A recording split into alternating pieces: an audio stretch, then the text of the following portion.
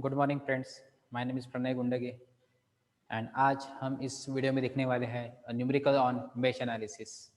तो इस न्यूमेरिकल में आपको पूछा है, इसमें दिख रहा है आपको सर्किट, इसमें दो करंट सोर्स दिए, 3 एम्पियर एंड हियर 2 एम्पियर। ठीक है, तो अभी इस न्यूमेरिकल को सॉल्व करना है। तो आपको जो क्वेश्चन जो पूछा जा सकता है मेश एनालिसिस में, वो इस तरीके से पूछा जाएगा आपको कि find the current flowing through 5 ohm, means current flowing through 5 ohm by using mesh analysis. Find the current flowing through 5 ohm resistance by using mesh analysis.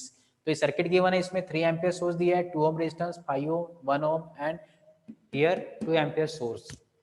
अभी करंट सोर्स का न्यूमेरिकल है, इसके पहले न्यूमेरिकल में आपने वोल्टेज सोर्स को consider करके current find out किए हैं।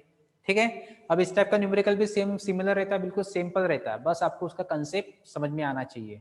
कंसेप्ट बिल्कुल सेम रहता है, कुछ बाकी कुछ डिफिकल्ट नहीं रहता, बस जो आपने जो स्टेप्स है उसको फॉलो करो आप, तो आपको इजीली आंसर मिलता है। तो आपने जो स्टेप्स की कि स्टेप नंबर 1 रहता है कि सबसे पहले हम मार्किंग करेंगे, नोटेशन प्रोवाइड करेंगे ABCD करके, तो वही आपको इसमें भी करना है काम। तो सबसे पहले हम नेमिंग करेंगे। तो यहाँ पे दिख रहा है आपको करंट सोर्स दिख रहा है, सो हियर नेमिंग कर दिया मैंने ABCDEFG और H।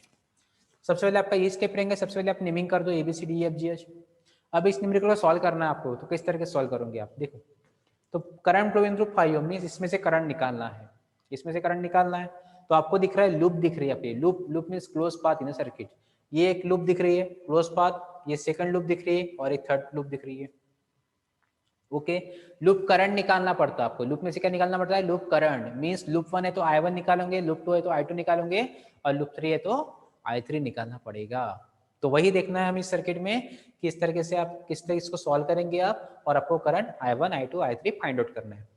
तो सॉल्व करते हैं इसमें, तो लूप 1 लूप 2 लूप 3 जिस तरीके से अपना कंसेप्ट था उसके हिसाब से चलेंगे हम। तो ABCD मार्क कर दिया। स्टेप नंबर 2 क्या था, लूप को नेमिंग कर देना, लूप 1 लूप 2 लूप 3, तो वो कर देंगे हम। तो हियर ये रहेगा आपका loop number 1, here loop number 2 close path, ये थर्ड है यहाँ पे, ये loop number third. So there are 3 loops in this circuit. ये सर्किट में कितने हैं, 3 लूप्स है। तो 3 लूप्स के हिसाब से करंट कितने होंगे, 3, I1 I2 I3। Once again, तो लूप 1 में करंट कौन सा रहेगा, I1 रहेगा। तो ये जो करंट दिख रहा है आपको, ये जो करंट जो रहेगा ये कौन सा रहेगा आपका I1, ये कौन सा रहेगा I1। और अगर देखोगे, ध्यान से देखोगे सर्किट, अगर देखोगे तो आपको ये करंट सोर्स दिया है, मीन्स आपका 3 एम्पियर करंट ऑलरेडी जा रहा है, तो ये I1 ही होगा, I1 ही करंट है ये, बिकॉज 3 एम्पियर करंट सोर्स दिया है। दैट मीन्स I1 की वैल्यू कितनी हो जाएंगी फिर 3, I1 की वैल्यू कितनी हो जाएंगी 3 एम्पियर, मीन्स इसमें आपको डायरेक्टली I1 गिवन है। So I1 is equal to 3 ampere. उसके बाद I1 डिवाइड हो रहा है, मीन्स 3 एम्पियर डिवाइड हो रहा है दो पार्ट में, एक 5 ओम में जा रहा है, एक 2 ओम में जा रहा है, वही कंसेप्ट सेम वाला कंसेप्ट। तो एक करंट इधर पास होगा, एक करंट इधर जाएगा, तो ये 3 ampere current that means I1 current. अब करंट की वैल्यू बाद में भी पुट कर सकते हैं, अगर करना है तो अभी कर सकते हैं, फिर बाद में भी कर सकते हैं। तो वही कंसेप्ट चलना है। ये करंट लूप 2 का करंट है, तो ये इसका नाम क्या रहेगा I2। अब ये पार्ट दोनों लूप में कॉमन है, तो लूप 1 माइनस लूप 2 करते थे। Loop 1 means I1 minus I2 रहेगा। I1 तो पता है मुझे 3 है, तो 3 I1 माइनस I2, कितना है I1 कितना है 3, तो 3 माइनस क्या बन जाएगा यहाँ पे, I1 मेरा 3 है माइनस I2, ये बनेगा same concept. Then I2 again divide हो रहा है दो पार्ट में, इधर डिवाइड हो रहा है। अभी ये पार्ट ठीक है, इसको कंसीडर कर लेते हैं, ये लूप 3 का पार्ट है, मींस लूप 3 करंट आ गया, थर्ड करंट आ गया I3। ठीक है, अभी ये I3, तो यहाँ पे देखो, लेकिन इसके पहले ये देख लेते पार्ट अपन, इसको समझ में आ जाएगा आपको। अभी ये जो करंट है आपका, जो I2 करंट है इधर जा रहा है, लेकिन यहाँ पे जो करंट जो फ्लो हो रहा है ये 2 एम्पियर है, क्योंकि ये भी करंट सोर्स है, दैट मीन्स 2 एम्पियर करंट जा रहा है। और आपका जो नोटेशन जो था आपका, नीचे की तरफ आ रहा था आपका ऐसे करंट, और ये भी करंट कैसा हो रहा है, नीचे की तरफ जा रहा है। डायरेक्शन चेक करो, ये करंट की डायरेक्शन, ये करंट की डायरेक्शन, दोनों डायरेक्शन सेम है। जब दो डायरेक्शन जब सेम रहती है तो साइन कौन सा लेना आपको, प्लस है। जब दो करंट की डायरेक्शन जो सेम है उसके टाइम पे हम लेंगे प्लस है। अगर इन केस ये आपकी जो करंट की डायरेक्शन थी इस तरीके से, और ये अगर सोर्स अगर डायरेक्शन इस तरीके से अगर रहती थी उल्ट अपोजिट, तो इसमें क्या हो रहा है, अपोजिशन आ रहा है, अपोजिशन में हमेशा साइन लेना है नेगेटिव, अपोजिशन में साइन कौन सा लेना है, नेगेटिव, ये बात ध्यान रखो आप लोग। दोनों डायरेक्शन जब सेम रहेगी करंट की तो प्लस साइन लेना है, जब डायरेक्शन जब अपोजिट हो जाएंगी, अपोज करेंगे एक दूसरे को, तो साइन लेना है नेगेटिव। दैट मीन्स इस टाइम पे क्या हो रहा है, दोनों डायरेक्शन सेम है, तो करंट क्या होगा आपका 2 एम्पियर, और 2 एम्पियर ही क्या होगा आपका लूप 3 का करंट मीन्स I3। ये क्या हो जाएगा I3 रहेगा और इसकी वैल्यू कितनी रहेगी 2 एम्पियर। तो I3 कितना हो जाएगा 2 एम्पियर। प्लस साइन क्यों लिखा आपने यहाँ पे, बिकॉज दोनों डायरेक्शन क्या है सेम है। देखो ये डायरेक्शन और ये डायरेक्शन, दोनों डायरेक्शन नीचे की तरफ जा रही है तो प्लस। ओके तो ये हो गया। तो ये करंट कौन सा रहता है अपने को, दो लूप का डिफरेंस। लूप 2 का करंट क्या है 3, लूप 2 का करंट कौन सा है I2 है ना, I2 माइनस वही कंसेप्ट है I3 कितना है मेरे पास 2, सो I3 माइनस 2। तो ये हो गया कंसेप्ट, समझा। आराम से देखो बराबर समझ में आना चाहिए। लूप 1 लूप 2 लूप 3, लूप 1 लेते, लूप 1 में करंट सोर्स दिया तो करंट ही इमिट होंगे यहाँ से। ओके तो करंट सोर्स ही आपका I1 हो जाएगा 3 एम्पियर, इतना समझा। फिर I1 दो पार्ट में डिवाइड हो रहा है, एक ये लूप 2 है तो I2 बन जाएगा। अब ये कॉमन पार्ट था तो I1 माइनस I2 करते थे, I1 तो मुझे पता है 3 है तो 3 माइनस I2 कर दिया। बाद में आपका I2 करंट डिवाइड है दो पार्ट में फिर से, लेकिन यहाँ पे फिर से करंट सोर्स लगा है यहाँ पे, तो इसमें से करंट जा रहा है, ये पार्ट में से करंट जा रहा है। तो करंट की डायरेक्शन चेक करो कि दोनों डायरेक्शन कैसी है, ये डायरेक्शन और ये डायरेक्शन सेम है तो प्लस दे दो, अगर डायरेक्शन अपोजिट अगर तो नेगेटिव। मीन्स ये अगर उल्टा कर देता था तो यहाँ पे नेगेटिव से आता था, दैट मीन्स आपका I3 बनता था -2, लेकिन यहाँ पे दोनों डायरेक्शन सेम होने की वजह से I3 की वैल्यू कितनी बन जाएगी +2। तो वही पैरेलल कॉमन पार्ट है तो I2 माइनस ये लूप 2 माइनस लूप 3 I2 -2 हो गया।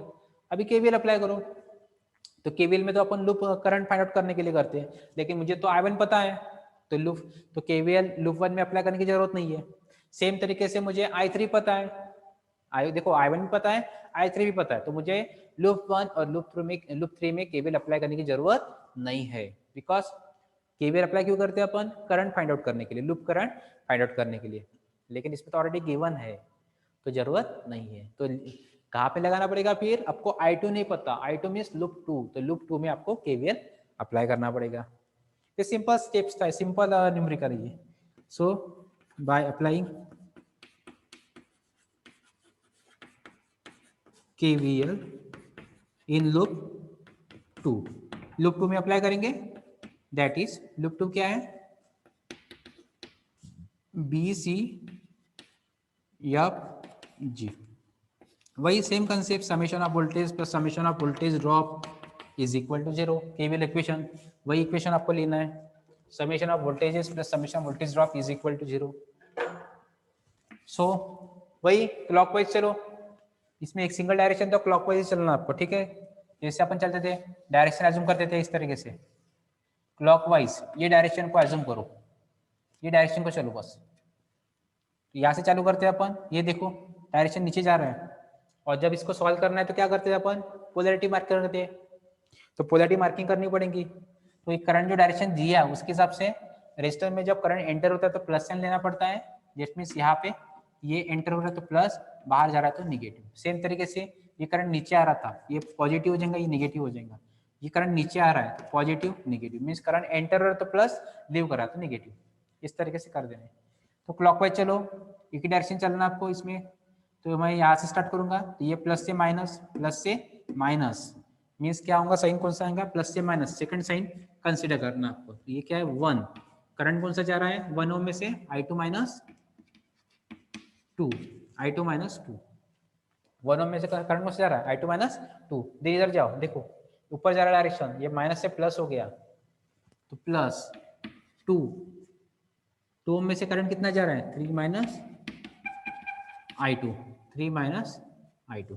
उसके बाद चेक करो ऊपर जा रहा है, ये I2 इधर जा रहा है प्लस से माइनस, ये माइनस कितना है 5, कितना रेजिस्टेंस है 5, रेजिस्टेंस तो करंट जाएगा पास, सो दैट मीन्स 5 में से I2 करंट जा रहा है। हो गया पूरा रेजिस्टेंस से अटैच है इसमें। आखिरी में क्या रहता है इज इक्वल टू 0। अभी इक्वेशन को ब्रैकेट को सॉल्व कर लो, -1 I2 कितना हो जाएगा -I2 -1 -2 +2, okay, then plus 2 3 multiply करो 3 × 6, देन प्लस और माइनस -2 I2 और आखिरी में -5 I2 is equal to 0। Solve कर लो। अभी सिंपल सिंप्लीफिकेशन है। I1 की टर्म दिख रही है आपको? नहीं दिख रही है, पूरे I2 है, तो I2 को पूरा मर्ज कर दो। फिर ये I2 है, यहाँ पे I2 है, यहाँ पे I2 है, कितना हो जाएगा? -1, कोएफिशिएंट मींस कुछ नहीं है तो -1, -2, -3 हो गया, -3 -5 -8। अब ये +2 +6 +8, 8 को उधर भेज दो, -8 हो जाएगा, माइनस माइनस गेट कैंसल। सो I2 क्या होगा? 82 वैसे गेट कैंसिल हो जाता है वैसे, 8 डिवाइडेड बाय 8 को उधर ट्रांसफर कर दो। सो I2 कितना हो गया? 1 एम्पियर। I2 कितना हो गया? 1 एम्पियर। तो सिंप्लीफिकेशन था, सिंपल इसको सॉल्व करना है। तो जो क्वेश्चन पूछा था कि 5 में से करंट निकालो, तो 5 में से कौन सा करंट जा रहा था? I2 मीन्स क्या है आपका answer? 1। So hence current flowing through 5 ohm is 1। That means I2 था और I2 कितना है? 1 एम्पियर। पॉजिटिव डायरेक्शन है, दैट मीन्स आपकी जो पोलैरिटी जहाँ एज्यूम की थी अपने बराबर है, दैट मीन्स इधर से इधर, that is B to C। तो ये हो गया आपका आंसर। तो इस तरीके से आपको न्यूमेरिकल सॉल्व करना। अभी ये न्यूमेरिकल बहुत सिंपल था, जिसमें आपको 2 करंट सोर्स दिए थे। तो करंट सोर्स यानी वही होता है कि केवल अपन लूप करंट निकालने के लिए फाइंड आउट करते हैं। केवल का इंपॉर्टेंट रोल क्या होता है कि लूप करंट को फाइंड आउट करना, मीन्स I1 I2 I3 जो सो ऑन वो रहेगा। तो आपको यही चेक करना कि आपको जो गिवन रहेगा उसके हिसाब से यहाँ पे देखो, इसमें आपको लूप करंट ऑलरेडी गिवन था, I1 गिवन था, यहाँ पे भी I3 गिवन था। बस डिपेंड करता है कि उसकी डायरेक्शन को देखना है बराबर कि डायरेक्शन कैसी है। जैसे यहाँ पे भी डायरेक्शन ऊपर था और आपका डायरेक्शन भी पॉजिटिव ऊपर था, दोनों डायरेक्शन सेम थी, इसलिए मैंने प्लस साइन लिया था वहाँ पे 3 एम्पियर। इसमें भी वैसा ही कंसेप्ट आ गया कि डायरेक्शन अपनी यहाँ पे इधर नीचे आ रही थी, ये डायरेक्शन नीचे आ रही थी, तो प्लस साइन आ गया। यहाँ पे अगर होता था अपोजिट में, दैट मीन्स आपका करंट नीचे आ रहा है लेकिन यहाँ से ऊपर उल्टा अपोजिट में अगर रहता था डायरेक्शन, तो नेगेटिव साइन आता था। फिर नेगेटिव अगर आता था यहाँ पे माइनस माइनस हो जाता था, प्लस होता था फिर। तो इस तरीके से आपको बराबर ध्यान देना है और न्यूमेरिकल प्रॉपर्ली सॉल्व करना है। Thank you.